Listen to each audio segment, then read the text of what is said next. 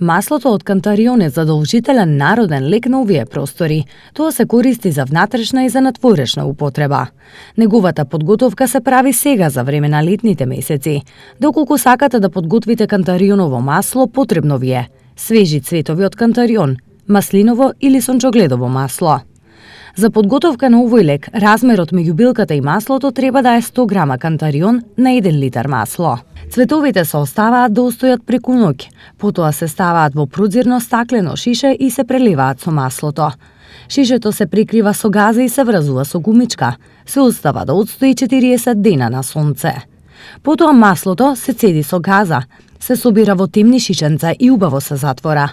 Маслото не се остава да стои во фрижидер. Вака подготвеното масло се користи за зацелување на отворени рани, намалување на болка при изгореници, но и како лек против хемороиди.